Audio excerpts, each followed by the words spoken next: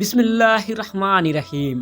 السلام علیکم دوستو، آج کی اس ویڈیو میں ہم آپ کو بتائیں گے کہ اللہ تعالیٰ نے عورت کو مٹی سے کیوں نہیں پیدا کیا جبکہ اللہ تعالیٰ نے مرد کو مٹی سے پیدا کیا ہے۔ دوستو، ہم آپ کو بتائیں گے کہ اللہ تعالیٰ نے عورت کو کیسے پیدا کیا، اس لیے ویڈیو بہت ہی پیاری ہونے والی ہے۔ آپ اس ویڈیو کو آخر تک ضرور دیکھیے۔ تو چلیے ویڈیو میں آگے بڑھتے ہیں۔ دوستو، مرد کی پسلی سے عورت کو بنا کر اللہ تعالیٰ نے مرد کو اپنی اس حکمت کا اشارہ دیا کہ میں نے اس عورت کی پیدائش فرشتوں کی لائی مٹی سے نہیں کی، میں نے اسے تمہارے جسم کے حصے سے اس لیے نکالا تاکہ عورت کی پاکی اور پردہ قائم رہے، فرشتوں کو بھی خبر نہ ہونے پائے کہ زمین کی لائی ہوئی کس مٹی سے عورت کی پیدائش ہوئی ہے۔ یعنی عورت کی پاکی کی حد تو دیکھیے کہ فرشتوں سے بھی اس کی بناوٹ کا پردہ ضروری قرار دیا گیا، اور پہلی عورت اس مرد کی پسلی سے نکلی جن کی وہ بیوی کہلائی۔ میرے دوستو، اب بات آتی ہے پسلی کی کہ عورت پسلی سے ہی کیوں بنائی گئی، عورت پسلی سے ہی کیوں نکلی؟ کیا عورت کو ٹیڑھا پن وہیں سے ملا؟ نہیں دوستو، یہاں بھی بات حکمت سے خالی نہیں ہے۔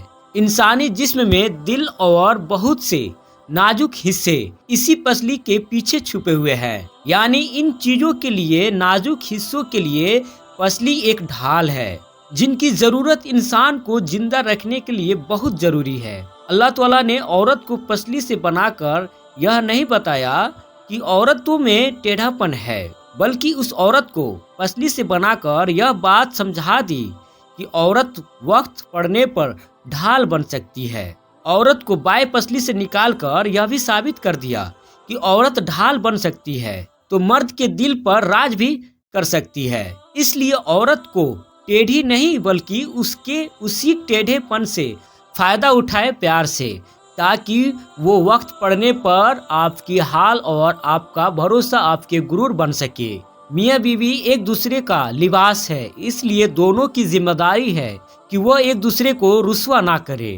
مرد حضرات سے گزارش ہے کہ عورتوں کی عزت کرے، چاہے وہ آپ کی بہن بیٹی یا آپ کی ماں یا آپ کی بیوی ہو۔ دوسروں کی بہن بیٹیوں کی بھی عزت کرے، اپنی سوچ کو اونچا رکھے۔ اچھا سوچیں گے تو زندگی سکون سے گزرے گی۔ دوستو، عورت کی فطرت کے بارے میں بتاتے ہوئے حضور پاک صلی اللہ تعالی علیہ وسلم فرماتے ہیں کہ عورتوں کے ساتھ اچھا سلوک کیا کرو، کیونکہ عورتیں ٹیڑھی پسلی سے پیدا کی گئی ہے، یعنی ان کی فطرت میں کچھ نہ کچھ ٹیڑھا پن رکھا گیا ہے، اور ایک ٹیڑھی چیز کا سب سے اونچا حصہ وہی ہوتا ہے جو سب سے زیادہ ٹیڑھا ہوتا ہے۔ اب ایسے میں اگر تم اس ٹیڑھے پن کو سیدھا کرنے کی کوشش میں رہو گے تو چونکہ یہ ٹیڑھی فطرت کی ہوتی ہے، تم اسے سیدھا تو نہیں کر سکو گے، ہاں لیکن اسے توڑ کر ضرور رکھ دو گے، اور اگر تم اسے بالکل ہی اس کی حالت پر چھوڑ دو گے تو ظاہر ہے کہ وہ ہر حال میں ٹیڑھی ہی رہے گی۔ ان حالات کے لیے میں تمہیں یہ نصیحت کرتا ہوں کہ عورتوں کی اس ٹیڑھے پن کی قدر کو سمجھو اور ان کے ساتھ اچھا سلوک کرو، اور اگر ان کا ٹیڑھا پن حد سے زیادہ بڑھنے لگے تو ان کو جتنا ہو سکے پیار محبت سے سمجھاؤ۔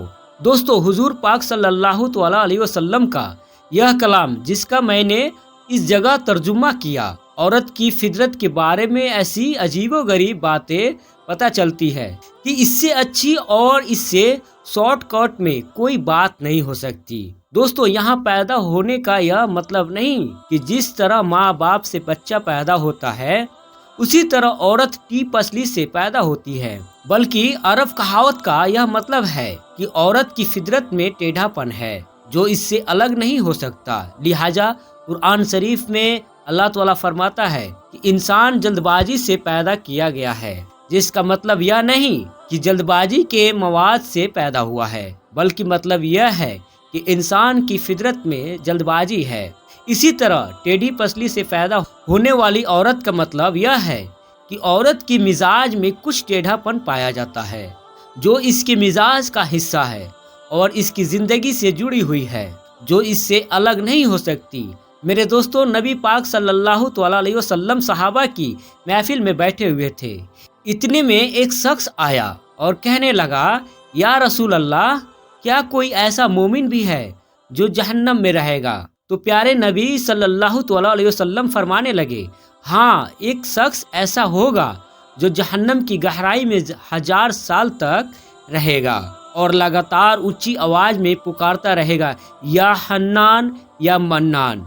वो शख्स एक दिन ऊंची आवाज से या हन्नान या मन्नान कहेगा कि हजरत जिब्राइल अलैहिस्सलाम जहन्नम के करीब से गुजरते हुए उस आवाज को सुन लेंगे। हजरत जिब्राइल अलैहिस्सलाम हैरान होंगे कि यह कैसी अजीब बात है कि कोई लगातार या हन्नान या मन्नान पुकार रहा है। फिर हजरत जिब्राइल अलैहिस्सलाम उसे अल्लाह ताला की बारगाह में लेकर हाजिर होंगे, सर सजदे में रखेंगे और अल्लाह पाक फरमाएंगे, ए जिब्राइल अपना सर उठाओ। हजरत जिब्राइल अलैहिस्सलाम अपना सर उठाएंगे। फिर अल्लाह पाक उस बंदे से फरमाएंगे, ए बंदे, क्या मैंने तुझे अच्छी जिंदगी नहीं दी थी? या मैंने तेरी तरफ रसूल नहीं भेजे थे? क्या मेरे रसूलों ने तुम्हें मेरी किताब नहीं सुनाई थी? क्या मेरे रसूलों ने तुम्हें नेकी का हुक्म नहीं दिया था? क्या तुझे बुराई से मना नहीं किया था? तो वो बंदा सारी बातों को मानेगा और वो इकरार करेगा, या अल्लाह, तूने मुझे बहुत अच्छी जिंदगी दी थी और तेरे रसूल भी तशरीफ लाए और उन्होंने तेरे अहकाम भी सुनाए। अल्लाह ताला फरमाएंगे, फला फला गुनाह क्यों किया? वो शख्स कहेगा, ए अल्लाह, मैंने मेरी जान पर जुल्म किया, इसी की सजा में मुझे जहन्नम में डाल दिया गया। अल्लाह, उसके बावजूद भी मेरी उम्मीद नहीं टूटी, मुझे तेरी रहमत से उम्मीद थी, इसलिए मैं या हन्नान या मन्नान पुकारता रहा। अल्लाह, तेरे फजल से तूने मुझे जहन्नम से निकाला है। ऐ अल्लाह, मुझ पर रहम फरमा। अल्लाह पाक फरमाएंगे, फरिश्तों गवाह हो जाओ, मैंने इस पर रहम किया और इसे माफ कर दिया। मेरे दोस्तों, अब जरा हम खुद पर गौर करें, क्या हम में से कोई ऐसा है कि वो कह सके कि मैं अपना ईमान का हिसाब कर सकता हूँ? मेरे दोस्तों, अपने अपने गिरेबान में झांकिए, क्या ऐसी खूबी है जिस पर हमें यकीन हो कि हमें दोजख में नहीं डाला जाएगा? मेरे दोस्तों, एक हदीस में आता है कि एक मर्तबा हजरत अली रजी अल्लाह तआला अन्हु ने अपने घर तशरीफ ले गए और फातिमा रजी अल्लाह तआला अन्हा से फरमाया, ऐ फातिमा, 3 दिन से नबी करीम सल्लल्लाहु अलैहि वसल्लम की हालत अजीब लग रही है। अल्लाह के नबी सल्लल्लाहु अलैहि वसल्लम नमाज पढ़ने के लिए मस्जिद में तशरीफ लाते हैं और फौरन वापस चले जाते हैं, किसी से भी बातें नहीं करते, घर जाकर भी मुसल्ले के ऊपर रहते हैं, वहाँ भी किसी से बातें नहीं करते और लगातार रोते जाते हैं। ऐ फातिमा, आप उनकी लाडली बेटी हैं, लिहाजा आप जाकर उनसे पूछिए। नबी करीम सल्लल्लाहु अलैहि वसल्लम की ऐसी हालात सुनकर हजरत फातिमा रजी अल्लाह तआला अन्हा ने फौरन नबी करीम सल्लल्लाहु अलैहि वसल्लम के पास गई। जाकर देखा कि नबी करीम सल्लल्लाहु अलैहि वसल्लम वाकई में बहुत गमगीन हैं। फातिमा रजी अल्लाह तआला अन्हा नबी करीम सल्लल्लाहु अलैहि वसल्लम के पास जाकर बैठ गई और बोली, अब्बा जान, आप किस वजह से गमगीन है? नबी करीम सल्लल्लाहु अलैहि वसल्लम ने इरशाद फरमाया, ऐ मेरी बेटी फातिमा, जब मैं मेराज पर गया था तो जहन्नम को देखा, मैंने उसमें उन औरतों को अजाब पाते हुए देखा जिनका नक्शा इस वक्त मेरे सामने है और मैं अपनी उम्मत के गम में रो रहा हूँ और अल्लाह रब्बुल आलमीन से अपनी उम्मत की मगफिरत मांग रहा हूँ। हजरत फातिमा रजी अल्लाह तआला अन्हा ने पूछा, या रसूल अल्लाह, आपने जहन्नम में क्या देखा? इसके जवाब में नबी करीम सल्लल्लाहु अलैहि वसल्लम ने उन औरतों के बारे में बताया। आप सल्लल्लाहु अलैहि वसल्लम ने इरशाद फरमाया, मैंने एक ऐसी औरत को देखा जो अपनी जबान के जरिए लटकी हुई थी। मेरे दोस्तों, आप देखिए कि जुबान कितनी नाजुक होती है, अगर इंसान उसे थोड़ा सा पकड़ कर खींचे तो कितनी तकलीफ होती है। वो औरत अपनी जुबान के जरिए लटक रही थी, जैसे कसाई बकरे के कान में सुराख करके बकरे के सर को कील के साथ लटका देता है।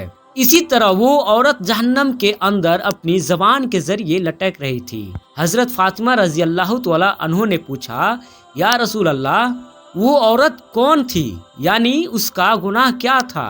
तो रसूल अल्लाह सल्लल्लाहु अलैहि वसल्लम ने फरमाया, वो ताने दिया करती थी और अपनी जुबान से दूसरों को तकलीफ पहुंचाती थी اور اپنی زبان کا غلط استعمال کرتی تھی، اس لیے اللہ تعالیٰ نے اس کو جہنم کی آگ میں ڈال دیا، اور اللہ ایسی عورت کو زبان کے ذریعے سے لٹکا کر جہنم کی آگ میں باندھے گا۔ میرے دوستو، ہزاروں سال کی عبادت بھی رد ہوتے ہوئے دیکھی گئی ہے۔ بس اللہ تعالیٰ سے دعا ہے کہ اے اللہ، اگر ہماری ایمان کا سخت حساب لیا گیا، یقیناً ہم نہیں بچ پائیں گے۔ ہم بے حد گناہگار ہیں، لیکن اے اللہ، ہم تیری رحمت کا سوال کرتے ہیں۔ ہم سے حساب اپنے عدل انصاف سے نہ لینا، بلکہ ہم پر اپنے رحمت کا سایہ رکھنا۔ اللہ ہماری دعا قبول فرما۔ قیامت کے دن جب لوگوں کے ایمان کا حساب کتاب ہو رہا ہوگا، پھر کچھ لوگ ایسے ہوں گے جن کو اللہ تعالیٰ بغیر حساب و کتاب کے جہنم میں بھیج دے گا۔ تو صحابہ کرام رضوان اللہ اجمعین نے عرض کیا، یا رسول اللہ، وہ کون سے لوگ ہوں گے؟ نبی کریم صلی اللہ علیہ وسلم نے ارشاد فرمایا، وہ ظالم حکمران، اور وہ تاجر جو جھوٹ بولتا ہو، اور وہ بوڑھا شخص جو زنا کرتا ہو۔ نبی کریم صلی اللہ علیہ وسلم نے فرمایا، جس شخص میں یہ 3 عادت پائی جائے وہ جاہل ہے، جو سننے سے پہلے ہی جواب دینا شروع کر دیتا ہے، یعنی بات کو سمجھنے سے پہلے ہی جھگڑا شروع کر دیتا ہے۔ اللہ پاک ہم سب کو نیک بننے اور نیک عمل کرنے کی توفیق عطا فرمائے، اور دنیا اور آخرت میں پیارے نبی صلی اللہ علیہ وسلم کے بتائے ہوئے طریقے سے ان کی سنتوں پر عمل کر زندگی گزارنے کی توفیق عطا فرمائے، آمین۔ امید ہے ہماری آج کی ویڈیو آپ کو اچھی لگی ہوگی، تو اسے لائک، شیئر اور سبسکرائب ضرور کیجیے گا۔ ملتے ہیں اگلے ویڈیو میں، تب تک کے لیے اللہ حافظ۔ اللہ آپ سب کو اپنے حفظ و امان میں رکھے۔